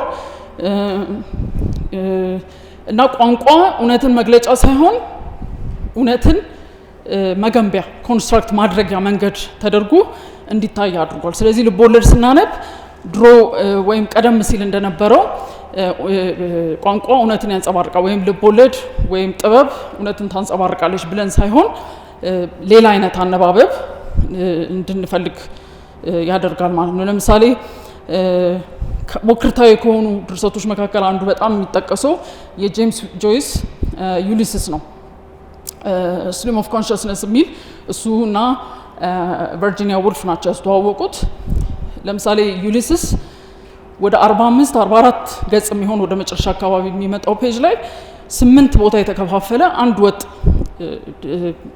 አረፍተ ነገር አለ። ፉል ስቶፕ የለውም። 8 ቦታዎች ተከፋፍሏል። አንዳንድ ሰዎች እንደ አረፍተ ነገር ይቆጥሩታል፣ ግን ልክ አይመስለኝም። ያ እና ከ22000 ቃላት በላይ ናቸው ያሉት። ያ ማንበብም ያስቸግራል። ለምን? የተያያዘ ሀሳብ አይደለም። በጣም የተቆራረጡ አንዲት ሴት ገጸ ባህሪ አእምሮ ውስጥ የሚሆነው ልክ ለምሳሌ ዝም ብለን ሻይ ቤት ወይ የሆነ ቦታ ስንቀመጥ አእምሯችን ሊከተል የሚችለውን መንገድ የሚያስብበትን መንገድ ተከትሎ የተጻፈ ነው። ወጥ የሆነ ነገር አይነት ወይም ምንድነው ይሄ ምክንያታዊ የሆነ አይነት ብለን እንደምናስበው አይነት ራሽናል የሆነ አይነት እንትን ላይኖር ይችላል። ስለዚህ ምንድነው ይሄ ባህሪ 22000 ቃላት በአንድ ጊዜ ፉል ስቶፕ ሳይኖር ማምጣት ማለት በጣም ምንድነው የተለመደውን አይነት አነባበብ ዲስራፕት የሚያደርግ ነው። ምንድነው ያው የሚረብሽ ነው የሚሆነው ማለት ነው። ስለዚህ እንደዚህ አይነት ጽሁፎችን እንዴት እናነባለን የሚል ጥያቄ ያመጣል ከዚህ ጋር በተያያዘ። ከዛው ወደ ነገረ ደራሲ እንሂድ። ነገረ ደራሲም የደራሲ ጉዳይም አንዱ ንባባችንን ጋይድ የሚያደርግ ወይም አቅጣጫ የሚያስይዝ ነው። እዚህ ጋር ላነሳ የፈለኩት አንድ ከኦሮማይ ላይ አንዲት ክፍልን ላነብላችሁ ፈልጌ ነው። እንደዚህ ይላል ገጽ 363 ላይ ደራሲው ነኝ እንደገና ይላል። ሲጀምር ደራሲው ነኝ ብሎ ስላስተዋወቀ ደራሲው ነኝ እንደገና። ጸጋዬ ኃይለማርያም ከእንግዲህ በራሱ ቃላትና ስሜት ታሪኩን ለመግለጽ አይችልም። ከባድ ሐዘን በድን አድርጎታል። ምንም ነገር አያይም፣ አይሰማም፣ ምንም ነገር አይሰማውም። ሐዘን ከአቅሙ በላይ ሆኖበታል። ደራሲ ሐዘን አይሰማውም፣ ስለ ሰው ልጅ ያዝናል። የራሱ ሐዘን ግን የለውም። እግዚአብሔር ሰውን በራሱ አምሳል ፈጠረ ይባላል፣ ግን ስለ ሰው ልጅ ያዝናል። አይገርምም? ይገርማል። ደራሲም እንደዚሁ ነው። ግን ስለ እግዚአብሔርም ሆነ ስለ ደራሲ ማን ደንታ አለው? አሁን ስለ እሱ ግድ የለም፣ ወደ ጸጋዬ እንመለስ ይልና ትረከው ይቀጥላል። አሁን ኦሮማይ ውስጥ የምናገኘው ይሄ እኔ ደራሲ ነኝ ብሎ ራሱን የሚያስተዋውቀው በዓሉ ግርማ ነው ወይስ ሌላ ነው የሚል ጥያቄ ያመጣል። ምክንያቱም ንባባችንን አንዱ አፌክት የሚያደርገው ነገር ይሄ አጻጻፍ ነው። ምክንያቱም አንድ ካልስስ ኃይሉ አበበ የሚባል ሰው በ2001 በፈረንጆች የሰራው በእኛ 1993 የተሰራ አንድ ጥናት አይቼ ነበር። እሱን በመፈለግ ያገዙኝን ጓደኞቼን በዚሁ አጋጣሚ አመሰግናለሁ። ከኃይሉ አበበ ጋር ትንሽ የምንለያየው ምንድነው እሱ ይሄንን እኔ ያለ የመጣውን ደራሲ በዓሉ ራሱ ነው ብሎ ነው የወሰደው። እኔ ግን ምንድነው የምለው እዚህ ድርሰት ውስጥ እኔ ነኝ ቢልም ደራሲ ቢልም እንደ ገጸ ባህሪ ነው የመጣው እንጂ ራሱ በዓሉ አይሆንም። ምክንያቱም አንድ ቦታ ጋር ምን ይላል ይሄው ደራሲ እኔ በጊዜና በስፍራ አልወሰንም ይላል። ይሄ ባህሪ የበዓሉ መገለጫ ሊሆን አይችልም። ስለዚህ በዓሉ ቢሆንም በበዓሉ አምሳል የተቀረጸ ግን ሌላ አይነት ገጸ ባህሪ ነው ደራሲ ገጸ ባህሪ። ድርሰት ስናነብ አንዱ ድርሰቶችን የምናነብበትን የምንረዳበትን መንገድ አፌክት የሚያደርገው ምንድነው ድምጽ ተራኪ ማን ነው ምንድነው አንጻር የምንለው ምንድነው እና ምንድነው እንደዚህ አይነት ደራሲዎች ደግሞ ራሳቸው ሲገቡ የሚፈጥሩት ነገር አለ። እነዚህ አንዳንድ ጊዜ ያምታታሉ። ኦኬ ለምሳሌ ማንኛውም ድርሰት በየትኛውም ዘመን የተጻፈ ተራኪ አለው። የሚተርክልን ድምጽ ደራሲው አይደለም፣ ሌላ ተራኪ ገጸ ባህሪ አለ። እንደ ኤጀንት ድምጽ ብቻ የሆነ ጾታ የሌለው ያው የሌለው ስል በተለምዶ እንደዚህ ቦንድ ስለይጠራ ቋንቋችን እንደዛ ስለሆነ ነው። በሌላ በኩል ደግሞ ለምሳሌ እንደዚህ አይነት ደራሲው ከዚህ ዓለም ወደዛኛው የሚገባበት ሁኔታዎች ይኖራሉ። እንደዛ ሲሆን ገጸ ባህሪ ነው የሚሆኑት። ስለዚህ እንደ ገጸ ባህሪ ነው የምናያቸው ማለት ነው። ሁለተኛ ነገር እዚህ ጋር የሚያነሳው ራሱን እንደ ፈጣሪ ወይም ከፈጣሪ እንደ ሚሊዮን ያዙትና እንደ ፈጣሪ ያያል። ይሄን ለምንድን ነው ያደረገው ብለን አንዱ ብንጠይቅ ምንድነው እንደዚህ አይነት ሙከራዎች ቅድም ከመጽሐፍ ቅዱስ ላይ የመጀመሪያውን ክፍል ስናነብ ምን ብለን ነበረ? ፈጣሪ ብርሃን ይሁን አለ፣ ብርሃን ሆነ። ከዛ በኋላ ሌሎች ነገሮችን ሁሉ ፈጠረ ብለናል። በቃላት ነው የዘራው ያንን ዓለም። ደራሲም ልክ እንደዛው በቃላት ዓለምን ይዘራል፣ ዓለም ይፈጥራል። ከዛ በኋላ የተለመደው አይነት ንባብ ከሆነ ደራሲው ይደበቃል። ልክ ፈጣሪ ይህን ዓለም ከፈጠረ በኋላ ዞር እንዳለው ማለት ነው። ዞር አለ ማለት ጸሎት አይሰማም ማለት አይደለም እና ከመጋረጃ ጀርባ ነው የሚሆነው። ደራሲም እንደዛ ነበረ። በኋላ ላይ ግን የመጡ ሙከራዎች አሉ። ይሄ ዓለም ፈጣሪ ያለው ፈጣሪው ደግሞ እኔ ነኝ ብለው በግልጽ የሚመጡ። ስለዚህ እንደዚህ አይነት ትረካዎች ሲያጋጥሙን የምናነብበት መንገድ እንደ ድሮቹ አይነት ፈጣሪያቸው ገለል ብሎ እንደምናነባቸው አይነት ዓለማት አይሆኑም። አሁን እዚህ መጽሐፍ ላይ ከኃይሉ አበበ ጋር መስማማበት ምንድነው ሁለት አይነት አንጻር ነው ያለው። እኔ ብሎ የሚተርክ ጸጋዬ ኃይለ ማርያም አለ፣ እኔ ብሎ መሀል የሚገባ ደራሲው አለ። አስታውሳችሁኝ እያለ መሀል ብቅ የሚል መጀመሪያ ሲመጣ ገጽ 1 ነው ራሱ ርዕሱ የሚለው መጽሐፉ ላይ። ምናልባት እኔ ያለ መጽሐፍ ገጽ 5 ነው። የዛን ትክክለኛውን የመጽሐፉን ገጽ ትቶት ገጽ 1 እዚህ ነው የሚጀምረው ብሎ ነው ትረካውን የሚያስኬደው። ስለዚህ የምንረዳበት ያንን ዓለም የምንረዳበትን መንገድ ራሱ የሚቀይረው ነገር አለ ማለት ነው በተወሰነ መልኩ። ምክንያቱም ድርሰት ብዙ ዓለማት ሊኖሩት ይችላሉ። እኛ ከምናነብበት ዓለም ምንድነው ሌላ ደረጃ ያለው ዓለም ውስጥ ናቸው። እዛ ዓለም ውስጥ ራሱ ሌላ ዓለም ሊፈጠር ይችላል። ስለዚህ እንደዚህ እያለን ስንሄድ የተረካ ዓለሙ ራሱ የምናነብበትን መንገድ ሊነካ ይችላል ማለት ነው። ስለዚህ የደራሲ ሚና ምንድነው? ደራሲ ምን አይነት ቦታ ነበረው የሚለውንም ትንሽ ባጭሩ እንደገና ወደ ፕሌቶ ዘመን እንመለስና ወደዚህ ዘመን በፍጥነት ለመምጣት እንሞክራለን። ፕሌቶ ጋር እንደገና ስንመለስ ከነበሩት ምልልሶች መካከል አንዱ አየን የሚል አለ። አየንና ዘ ሪፐብሊክ ላይ በጣም ከዚህ ጋር የሚሄዱ ነገሮች ያነሳል። አየን የሚለው ላይ የሚያነሳው ዋና ቁም ነገር ምንድነው? ደራሲው ወይም ፖኤቱ ቋንቋን ሲጠቀም ቋንቋ ኢሚቴት ማድረጊያ ነው።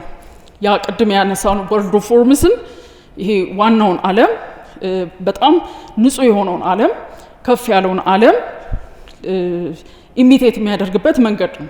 ነገር ግን ደራሲ 2-3 ደረጃዎች ከዛ እውነተኛ ዓለም ይርቃል በቋንቋ ስለሚጠቀምም የሌሎችንም እውነት ስለሚያንጸባርቅ ቅድም ከነ ክሪታሌስ ጋር ሲያወራ ቋንቋ እውነትን በከፊል ነው እንጂ ሙሉ ለሙሉ አይገልጽም የሚል ነገር አንስተን ነበረ። ስለዚህ ኢሚቴት ማድረጊያ ነው፣ መኮረጃ መንገድ ነው። ደራሲ ዓለምን የሚፈጥረው በቃላት ነው። ይሄንንም ይላል ምናልባት እንደውም ከነዚህ ሁለቱ ይሄንን በቀጥታ የሚለው ፊድረስ ላይ ነው። ሶ ከእውነት የራቀ ነገር ነው የሚያቀርብልን። ሁለተኛ ደራሲ የራሱን እውነት ሳይሆን የሚያቀርብልን ሌሎች ፍጡራን ፖዘስ አድርገውት በዛ ወቅት የጥበብ አማልክት የሚባሉት ሚውዝስ ፖኤቱን ይወርሱትና በሱ ውስጥ የራሳቸውን እውነት ይናገራሉ። ስለዚህ ደራሲው መሳሪያ ነው እንጂ የራሱን እውነትም የሚናገር አካል አይደለም በሚል እንደውም ደራሲ ወይም እዛ ላይ ፖኤትስ ከሪፐብሊኩ እሱ ሊመሰርት ከፈለገው ዓለም ወይም የፖለቲካ ሲስተም እንዲባረሩ ይፈልጋል። ኤግዛይል መደረግ አለባቸው ይላል። ሪፐብሊክ ላይም የሚያነሳቸው ነገሮች አሉ። ቅድም ያነሳናቸው አይነት ይሄ ለምሳሌ ከመድኃኒት ጋር የተያዘው በጽሁፍ ሲጽፍ ደራሲው ይሞታል ምናምን ያላቸውን ሀሳቦች ፊድረስና ሪፐብሊክ ላይ የሚያንጸባርቃቸው ነገሮች አሉ። አለፍ አለፍ እንበላቸው። ነገር ግን የእሱ ተማሪ የነበረው አሪስቶትል የደራሲ ሚና በበጎ ነው የሚመለከተው። እንደሱ ከሆነ ቋንቋም እውነትን ስለሚያንጸባርቅ ደራሲም እውነትን ማንጸባረቅ ይችላል የሚል አቋም ነበረው። በተወሰነ መልኩ ሙሉ ለሙሉ ባይሆንም ሪያሊስቶች የአሪስቶትልን አቋም ወስደው ነበር የሚጽፉት ከ200 ምናምን ዓመታት በፊት ማለት ነው።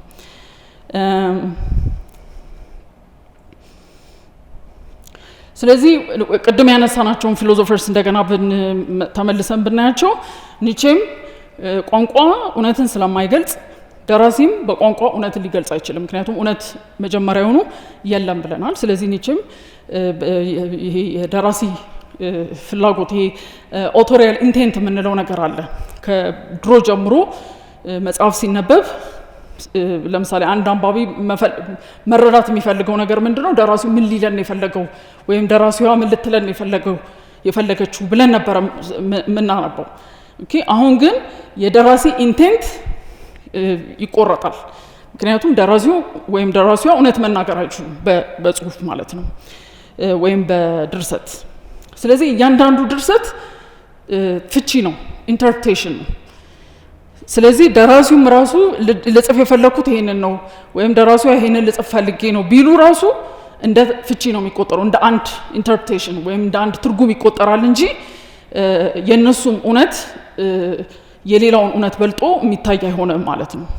ከዛ ይሄንን የኒቼን ነገር ወይም አስተሳሰብ መንገድ የተከተለው ሮላ ባርትስ the author is dead የምትል ምናልባት ብዙ ሰው የሚያውቀው ይመስለኛል። the author is dead የምትል አንዲት ኤሴይ ይጽፋል። እቺ ብዙ ይሄ ኤሴይ ከብዙ ሌሎች ፊሎሶፊስ ጋር በጣም የተሳሰረ ነው። ወደ ኋላ ከሄድን የዚህ ጽሁፍ the author is dead ዋና ሀሳቡ ምንድነው? ኦተሩ የእውነት ሞቷል ማለት ሳይሆን ሜታፎሪካሊ ይሞታል ነው። ለምንድነው መሞቱ የሚያስፈልገው? አንደኛው ቋንቋ የሱ አይደለም ወይም የሱ አይደለም ከሆነ ካልቸር የተበደሩት ነገር ነው። ስለዚህ ቲሹስ ኦፍ ኮቴሽንስ ናቸው ያሉት ይላል። ከሱ ቀጥታ የወሰድኩት ሀሳብ ነው። ስለዚህ በቋንቋ እውነትን ሳይሆን የሚነግረን ወይም የራሱን እውነት ሳይሆን የሚነግረን ሌሎች ባህል ውስጥ ያለን ነገር ወይም የሰማውን ነገር ወይም ቋንቋ ያለውን ባህሪ ነው ከኛ ጋር ኮሙኒኬት የሚያደርገው። ስለዚህ እኛ ስናነብ የምናነበው ደራሲውን ሳይሆን ቋንቋውን ነው ማለት ነው። የቋንቋውን ሲስተም ጋር ነው ቀጥታ የምንገናኘው ማለት ነው። እና ያንን ኤሴይ ሲጨርስ በደራሲው ሞት የሚወለደው ተደራሲው ነው ይላል። ኦኬ ስለዚህ በዚሁ ወደ ተደራሲ ነገረ ተደራሲ ወዳል ነው መሄድ እንችላለን። ስለዚህ ደራሲው ሲሞት ተደራሲው ሚና ሲሰጠው ምን ማለት ነው? ድርሰቱን መረዳት መቻል፣ ትርጉም መስጠት መቻል የመሳሰሉት ኃላፊነቶች የደራሲውን ሀሳብ ወደ መፈለግ ሳይሆን የሚወስደን ተደራሲው ራሱ በራሱ መንገድ ኮትኩቶ እንዲያወጣ ወይም ራሱ ፈትሾ እንዲያወጣ እድሉንም ኃላፊነቱንም የሚሰጥ ነው። ለዚህ ፍልስፍና ደግሞ አንዱን ትልቁ መሰረት ከጣሉት መካከል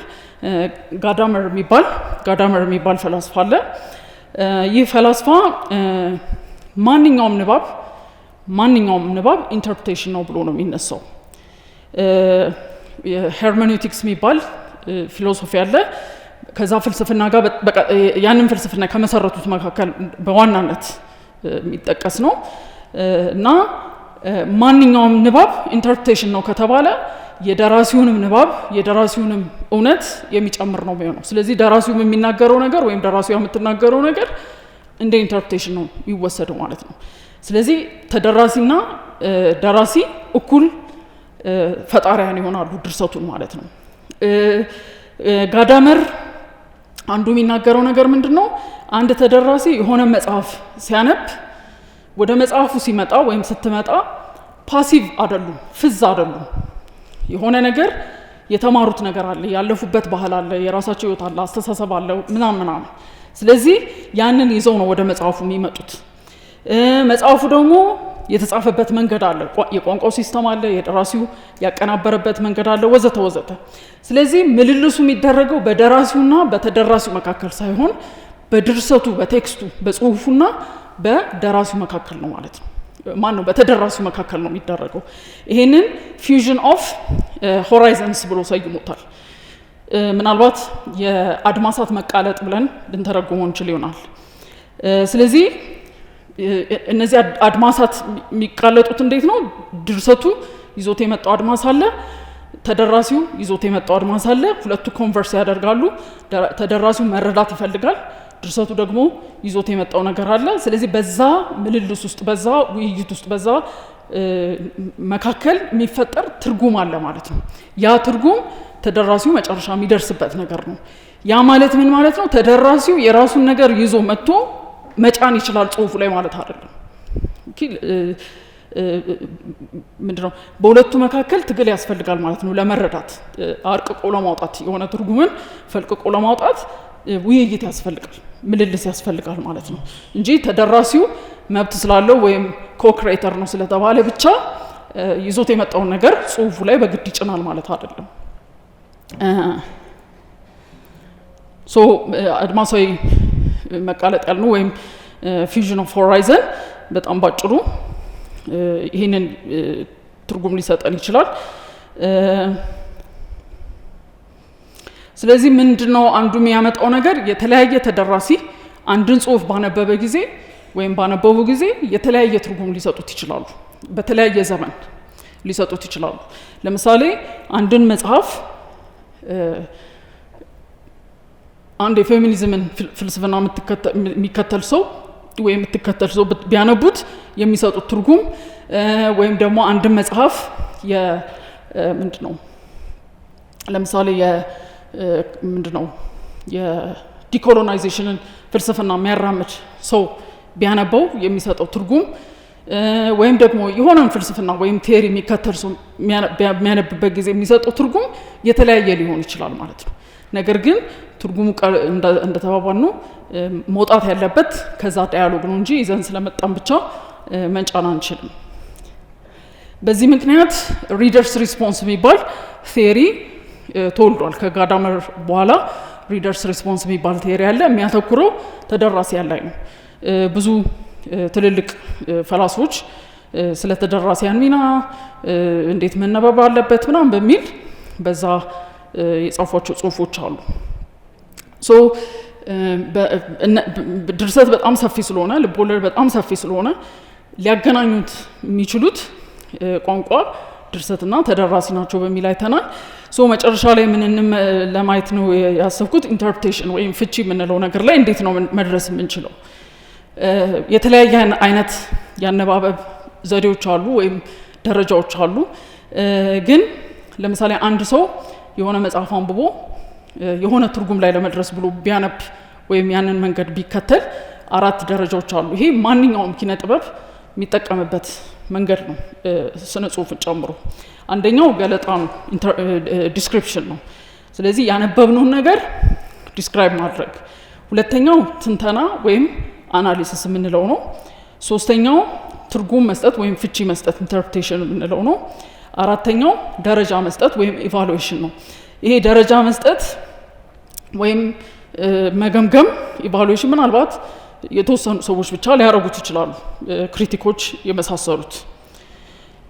ገለጣ ስንሰጥ አንድ መጽሐፍ አንብበን የምንገልጸው እንዴት ነው ሲባል ለምሳሌ አንዱ የምናነብበት መንገድ መሰረታዊ አላባያን ብለን ቅድም የጠቀስናቸውን በእነሱ አይን ማንበብ ሊሆን ይችላል።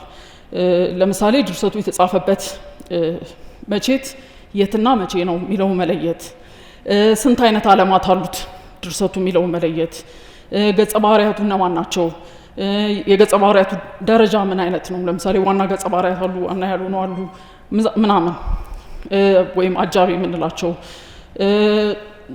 ሴራው ምን አይነት ነው፣ መነሻው ምንድነው፣ ጦዘቱ ምንድነው፣ የሚያልቅበት መንገድ ምንድነው። ሶስቱን ዋና ዋናዎቹን ብቻ ብንወስድ ሴራ የሌለውም ድርሰት ሊያጋጥመን ይችላል። አንዳንድ ጊዜ በጣም ኤክስፐሪመንታል የሆነ ልቦለድ ከሆነ እንደገና ገጸ ባህሪያቶቹ እርስ በርስ ያላቸው ትስስር ምንድነው፣ ምን አይነት አኗኗር ይኖራሉ የሚሉትን እየገለጽን ልናነብ እንችላለን። ትረካው ምን አይነት ነው፣ እዛ ድርሰት ውስጥ ምን አይነት ቴክኒኮች ጥቅም ላይ ውለዋል። ለምሳሌ ይሄ በምልሰት ነው የሚተረከው፣ የጊዜ ፍሰትን ይሄ ተፈጥሯዊ የሆነውን የአሁን ጊዜን ተከትሎ ነው የሚጻፈው፣ የአሁን ጊዜ ብቻ ነው ወይስ ወደ ኋላ ሄዶ የሚተረክ ነው ወይስ እያፈራረቀ የሚተረክ ነው። እነዚህ ፍላሽባኮች አሉት፣ ማሚን ፎርሻዶዊንግ አለው ወይ፣ ጥላ ቀድሞ የማጥላት እንደዚህ አይነት ነገሮችን ዲስክራይብ እያደረግን መሄድ እንችላለን። ከዛ ደግሞ ወደ መደቦች ወደ አንጻሮች መተረኪያ አንጻሮችም ስንሄድ እንደዚሁ የምንጠይቃቸው ጥያቄዎች አሉ። አንደኛ መደብ ነው ወይ፣ ሁለተኛ መደብ ነው፣ ሶስተኛ መደብ ነው።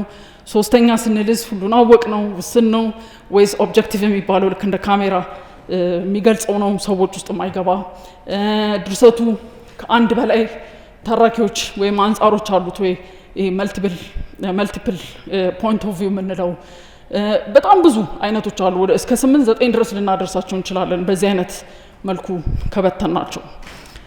እንደገና ጭብጡ ምንድን ነው የሚለውንም አንዱ ልንገልጸው የምንችል ነው። በእርግጥ ጭብጥ አንዳንድ ጊዜ ረጅም ጊዜ ሊፈጅ ይችላል፣ በደንብ ማንበብ ሊጠይቅ ይችላል። ከገጸ ባህሪያት ሊሆን ይችላል፣ ከርዕሱ ሊሆን ይችላል፣ ከተለያየ የመጽሐፉ ክፍሎች ሊሆን ይችላል። እዚህ ላይ የሚደረሰው ብዙ ጊዜ ጭብጥ በአንድ አረፍተ ነገር ነው የሚጻፈው፣ ነገር ግን ሲተነተን ሊረዝም ይችላል። ግን ጭብጡ እንደዚህ ነው ብለን አንድ የጨብጠን ነው የምናስቀምጠው፣ ጭብጥ ተጨብጦ ነው የሚቀመጠው ብለን ሜታፎሪካሊም ልናስቀምጠው እንችላለን። እንደዚሁ ቋንቋው ምን አይነት ነገሮችን አካቷል፣ ፊገርስ ኦፍ ስፒቾቹ ምንድን ናቸው የተጠቀመባቸው፣ ዘይቤዎቹ፣ ትዕምርት ጥቅም ላይ የዋሉ ሲምበልስ ምን አሉ፣ እንደዚህ እያልን ብዙ ነገሮችን ማንሳት እንችላለን። ለምሳሌ አንዳንድ ጊዜ ኢሜጀሪስ የምንላቸው አሉ፣ እነዚህ ምስል ከሳች የምንላቸው እነሱ ምን አይነት ናቸው፣ የድርሰቱ ቅርጽ ምን አይነት ነው፣ ቶኑ ድምጸቱ ምን አይነት ነው፣ የደስታ ነው፣ የሀዘን ነው፣ የምጸት ነው፣ የመሳሰሉትን ዘውጉ ምንድን ነው፣ እንደዚህ ያለን ብቻ በጣም ብዙ ልንሄድ እንችላለን እና እነዚህን በማንበብ ሂደት ውስጥ ነጥለን ልናወጣቸው እንችላለን። ሁለተኛው ትንተና ነው። ሁለተኛ ደረጃ ያስቀመጥነው ትንተና ነው። ይሄ ደግሞ የድርሰቱን የተለያዩ ክፍሎች እርስ በርስ በማስተሳሰር ከሌሎች ድርሰቶች ጋር በማነጻጸር ራሱ የደራሲው ሌሎች ስራዎችን በማየት ወዘተ የምንደርስበት ነገር ሊሆን ይችላል። ትንተና የምንለው የተለያዩ ክፍሎች እንዴት ተሰናስለው የሆነ ትርጉም ያለው ነገር ወደ መስጠት ይሄዳሉ የሚለው ነው የምንፈትሽበት። ስለዚህ በጣም በተደጋጋሚ ማንበብ ሊጠይቀን ይችላል እንዲህ አይነቱን ጥያቄ ያንን ፍተሻ ስንጀምር። ሶስተኛው ወደ ትርጉም ወይም ፍቺ የምንሄድበት ነው። ይሄ ደግሞ የድርሰቱ ቦታ ምንድን ነው የሚለውን ለመወሰን የምንጠቀምበት ነው። ፍቺና ምናልባት መገምገም ያልናቸው ሁለት ደረጃዎች ብዙ ጊዜ በጣም ሲሪየስሊ ሊትሬቸርን ለሚያነቡ ሰዎች የሚሰጡ ቦታዎች ሊሆኑ ይችላሉ። ድርሰቱ በስነ ጽሁፍ ውስጥ ምን አይነት ቦታ አለው፣ ምን ትርጉም ይሰጣል፣ ምን አይነት ርዕዮተ ዓለም ውስጥ ሊመደብ ይችላል፣ የመሳሰሉትን ምን አይነት ፍልስፍና አለው የሚሉትን የምናይበት ሊሆን ይችላል። መጨረሻ ላይ ኢቫሉዌት ማድረግ ነው፣ የድርሰቱ ቦታ የት እንደሆነ እናስቀምጥበት ነው። አንዱ ነው። ስለዚህ ስናነብ ብዙ ነገሮች ቅድም እንደተባባል ነው ድርሰት ውስብስብ ነው። ውስብስብነቱም ነው አስደሳች የሚያደርገው በእኔ እይታ። የማያልቅ ዕድሜ ልክ የምንቆይበትም ዓለም ነው ልንለው እንችላለን። ስለዚህ በጣም ብዙ አይነት ንባቦች ሊጠይቅ ይችላል። ከአንድ መጽሐፍ በዘለለ ስለ ባህል ማወቅ ይኖርብናል። ስለ ቋንቋ ራሱ ባህሪ ስነ ልሳን ላይ ከስነ ልሳን ጋር በተያያዘ ማወቅ ሊኖርብን ይችላል። ክሪቲኮችን ማንበብ በዛ ጽሁፍ ላይ በዛ ደራሲ ላይ ወይ በዛች ደራሲ ላይ የተጻፉ ክሪቲኮችን ማየት። ምክንያቱም አንዳንድ ጊዜ ክሪቲሲዝም የአንድን መጽሐፍ ዋጋ ቅድም ኢቫሉዌሽን ያልነው እሱን ደረጃ የሚሰጡ ናቸው። በዛ ምክንያት ነው የሆነ ባህል ላይ ትልቅ ተጽዕኖ የሚኖራቸው አንዳንድ ድርሰቶች። ምክንያቱም ድርሰት አንዱ ትልቁ ዋጋው ምንድነው? አንድ ባህል ዳይናሚክ እንዲሆን እንዲንቀሳቀስ ዳይናሚዝሙ እንዲጨምር የማድረግ አቅም አለው። ስለዚህ እዛ ባህል ውስጥ ይሄ አይነት አቅም እንዲኖረው ያንን የመለየት ስራ የሚሰሩት የድርሰቱን አቅም የሚለዩት ክሪቲኮች ናቸው። ለምሳሌ አሁን ዶስቶዬቭስኪ መጀመሪያ ያነበበለት ክሪቲክ ባይኖር ኖሮ ቦታ አይኖረውም ነበር። ምክንያቱም ከዘመኑ በጣም የተለየ አይነት ድርሰት ነበረ። ፑር ፒፕል ወይም ፑር ፎክ ተብሎ ተርጉሟል። ያንን መጽሐፉን ያ ክሪቲክ ባይለት ኖሮ እና ባይተነትንለት ኖሮ ዶስቶዬቭስኪ ቦታ አያገኝም ነበር። ስለዚህ ክሪቲኮች ትልቅ ቦታ አላቸው። ለምሳሌ አንድ ሌላ መጽሐፍ አለ ዜን ኤንድ አርት ኦፍ ሞተር ሳይክል ሜንቴናንስ የሚል መጽሐፍ ሮበርት ፒርሲግ ይባላል። ይሄ መጽሐፍ ወደ 120 አታሚያን ናቸው አናትምን ብለውት ነበረ። ምክንያቱም ምን ዘውግ ውስጥ እንደሚወድቅ ማንም ሰው ማወቅ አልቻለም። በአንድ በኩል ሲታይ ፍልስፍናዊ ነው፣ በአንድ በኩል ሲታይ ባዮግራፊካል ነው፣ በአንድ በኩል ሲታይ ሰልፍ ሄልፕ የሚመስል ነገር አለው። በጣም ብዙ ነገሮች ይነካል እና የት ውስጥ መመደብ እንዳለባቸው ስላላወቁ አናትምን ብለውታል 120። መጨረሻ ላይ ግን አንድ አታሚ ወሰነና አተመው። ሲታተም በጣም በሚገርም ሁኔታ አንባቢያን ወደዱት። በ1970ዎቹ የነበረው መንፈስ የሚገልጽ ነገር ነበረ መጽሐፉ። ነገር ግን እንዳይረሳ ባህል ውስጥ እንዲቆይ ያደረጉት ደግሞ በኋላ ላይ ክሪቲኮቹ ናቸው። ከተለያየ ፍልስፍና ጋር ተያይዞ እስካሁን ድረስ ይታተማል። ከታተመበት ዘመን ጀምሮ ክላሲክም ሆኖ ተቀምጧል። መጽሐፉ ኳሊቲ የሚል ሀሳብ ላይ በጣም ያጠነጥናል። ኳሊቲን ዲፋይን ለማድረግ የሚሄድበት ርቀት እስካሁን ድረስ ይተነተናል። ኤንዌይሱም ወደዛም በጣም ላንገባ እንችላለን። ስለዚህ ክሪቲኮችን ማንበብም የሚጠቅመን ነገር አለ ማለት ነው። ስለዚህ በድርሰት ዙሪያ የምናነባቸው ነገሮች በጣም የተለያዩ ነገሮች ናቸው ማለት ነው። ብዙ ባነበብን ቁጥር የምናነባቸው መጽሐፎች ጥልቀት በጨመረ መልኩ የመረዳት አቅማችንን ይጨምራሉ ማለት ነው። አይ ቲንክ ጨርሻለሁ። አመሰግናለሁ። ጸዲን ስለ ጥልቅ ትንታኔዋ በጣም አመሰግናለሁ። እንግዲህ ከጸዲ ጋር በነበረን ርዕሱ ምን እንበለው ብያት የስነ ጽሁፍ ውስብስብ ንባብ ብትለው ይሻላል ብላኝ ነበር። እንዳያችሁት አንድ የክሪቲካል ሪዲንግ ኮርስ ነው ሰታን የወረደችው። እንደዛ ነው፣ ቀላል ነገር አይደለም። ሰታን የሄደችው ከጽሁፍ ታሪክ ጀምራ የስነ ጽሁፍን ምንነትን በይና ከዛ ደግሞ ጽሁፍ ወይም ስነ ጽሁፍ የስነ ጽሁፍ ንባብ ቀለትና ውስብስብነቱንም አሳይታል።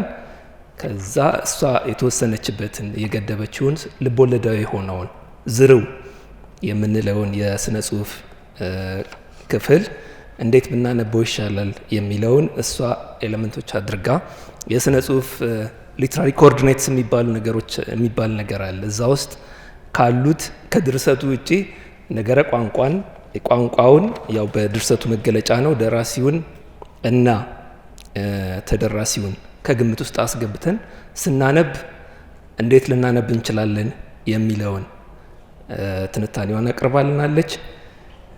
ከዛም በኋላ በስተመጨረሻ የአነባበብ ደረጃዎችን እና ከስነ ጽሁፍስ ውጪ ስነ ጽሁፍን ለመረዳት ምን ብናነብ ይሻላል የሚለውን ነግራናለች። ስለዚህ ጸዲ ስለ ሰፊና ጥልቅ ትንታኔሽ በጣም አመሰግናለሁ።